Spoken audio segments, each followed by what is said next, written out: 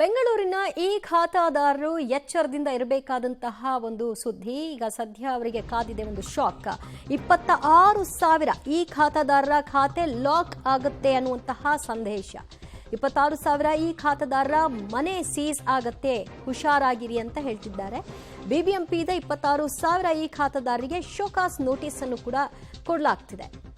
ಕಾರಣ ಕೆಲವೊಂದಷ್ಟು ಲೋಪಗಳಾಗಿದೆ, ತಪ್ಪು ಮಾಹಿತಿಯನ್ನ ಹಂಚಿಕೊಂಡಿದ್ದಾರೆ, ಸುಳ್ಳು ಮಾಹಿತಿಯನ್ನ ನೀಡಿ ದಾಖಲಾಗಿರುವಂತಹ ಒಟ್ಟು 26,000 ಈ ಖಾತಾದಾರರಿಗೆ ಶೋಕಾಸ್ ನೋಟಿಸ್ ಅನ್ನ ಕೊಡೋ ಮೂಲಕವಾಗಿ ಅವರುಗಳಿಗೆ ಅಲರ್ಟ್ ಮಾಡುವಂತಹ ಕೆಲಸವನ್ನ ಮಾಡಲಾಗ್ತಾ ಇದೆ.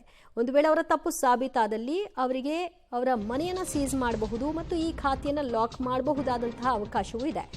ಟ್ಯಾಕ್ಸ್ ಕಟ್ಟುವಾಗ ಬಿಬಿಎಂಪಿಗೆ ಸುಳ್ಳು ಮಾಹಿತಿಯನ್ನ ನೀಡಿದ್ದಾರೆ ಅಂತ ಸುಳ್ಳು ಮಾಹಿತಿ ನೀಡಿರುವ ಅಂದಾಜು 26,000 ಈ ಖಾತಾದಾರರನ್ನ ಪತ್ತೆ ಹಚ್ಚಲಾಗಿದೆ. ಮನೆ ನಿವೇಶನಗಳ ಚದರ ಮೀಟರ್ ವಿಚಾರದಲ್ಲಿ ಭಾರೀ ವ್ಯತ್ಯಾಸವನ್ನು ಗಮನಿಸಲಾಗಿದೆ. ಕಡಿಮೆ ತೆರಿಗೆ ಕಟ್ಟಿ ವಂಚಿಸಿದ್ದಾರೆ ಖಾತಾದಾರರು. ಆ ರೀತಿಯ ಖಾತಾದಾರರಿಗೆ ಮಾತ್ರ ನೋಟಿಸ್ ಅನ್ನ ಕೊಡಲಾಗಿದೆ. ಆ ಪೈಕಿ 26,000 ಈ ಖಾತಾದಾರರಲ್ಲಿ ಒಂದಷ್ಟು ವಂಚನೆ ಮಾಡಿದ್ದಾರೆ ಅನ್ನೋದು ಬೆಳಕಿಗೆ ಬಂದಿದೆ. ಟ್ಯಾಕ್ಸ್ ಕಟ್ಟುವಾಗ ಒಂದಷ್ಟು ಕಳ್ಳಾಟವನ್ನು ಆಡಿದ್ದಾರೆ, ಸುಳ್ಳು ಮಾಹಿತಿಗಳನ್ನ ಬಿಬಿಎಂಪಿಯ ಜೊತೆಗೆ ಹಂಚಿಕೊಂಡಿದ್ದಾರೆ. ಅದೆಲ್ಲವೂ ಕೂಡ ಪರಿಶೀಲನೆಯ ಹಂತದಲ್ಲಿ ಗೊತ್ತಾಗಿದೆ. ಈಗ ನೋಟಿಸ್ ಅನ್ನ ಕೊಡೋ ಮೂಲಕವಾಗಿ ಅದನ್ನ ಸರಿಪಡಿಸ್ಕೊಳ್ಬೇಕು. ಸರಿಪಡಿಸ್ಕೊಳ್ಳದೆ ಹೋದ್ರೆ ಆಗ ಈ ಖಾತೆಯನ್ನ ಲಾಕ್ ಮಾಡೋ ಸಾಧ್ಯತೆ, ಜೊತೆಗೆ ಮನೆಯನ್ನು ಕೂಡ ಸೀಸ್ ಮಾಡಬಹುದು ವಂಚನೆ ಮಾಡಿದ ಪ್ರಕರಣದ ಹಿನ್ನೆಲೆಯಲ್ಲಿ. ಮತ್ತಷ್ಟು ಮಾಹಿತಿ ಪಡೆಯೋಣ ನಮ್ಮ ಪ್ರತಿನಿಧಿ ಲೋಕೇಶ್ ಇಂದ. ಲೋಕೇಶ್, ಪ್ರತಿಯೊಂದು ದಾಖಲೆಯನ್ನ ಒದಗಿಸುವ ಮೂಲಕವಾಗಿಯೇ ಈ ಖಾತೆಯನ್ನ ಮಾಡಿಸಿಕೊಳ್ಳಲಾಗಿರುತ್ತೆ. ಇದರಲ್ಲೂ ಹೇಗೆ ವಂಚನೆ ಆಗಿದೆ? ಒಟ್ಟು 26,000 ಖಾತೆದಾರರು ವಂಚನೆ ವಹಿಸಿದ್ದಾರಾ? ಈಗ ನೆಕ್ಸ್ಟ್ ಏನು ಹಾಗಾದ್ರೆ? ಈಗ 26,000 ಈ ಖಾತಾದಾರರು ಜಾಗದ ಅಳತೆಯನ್ನ ತಪ್ಪಾಗಿ ನಮೂದು ಮಾಡಿರುವಂತದ್ದು, ಜೊತೆಗೆ ಕಡಿಮೆ ತೆರಿಗೆಯನ್ನ ಕಟ್ಟಿ ತೆರಿಗೆಯನ್ನ ವಂಚಿಸಿದ್ದಾರೆ ಅಂತೇಳಿ ಈಗ ಶೋಕಾಸ್ ನೋಟಿಸ್ ಅನ್ನ ಜಾರಿ ಮಾಡಿರುವಂತದ್ದು.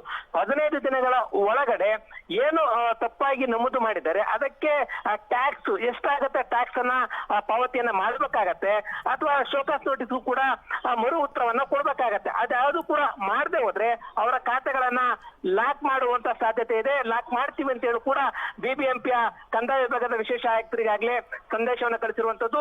ಅವರಿಗೆ ಮೊಬೈಲ್ ಮೂಲಕವೇ ವಾಟ್ಸ್ಆಪ್ ಮುಖಾಂತರ ಈಗಾಗಲೇ ಶೋಕಾಸ್ ನೋಟಿಸ್ ಅನ್ನ ಜಾರಿ ಮಾಡಿದ್ದಾರೆ. ಒಟ್ಟು 22 ಲಕ್ಷ ಆಸ್ತಿ ಇದಾವೆ. ಅದರಲ್ಲಿ 5 ಲಕ್ಷ ಜನ ಮಾತ್ರ ಈ ಖಾತವನ್ನ ಪಡ್ಕೊಂಡಿರುವಂತದ್ದು.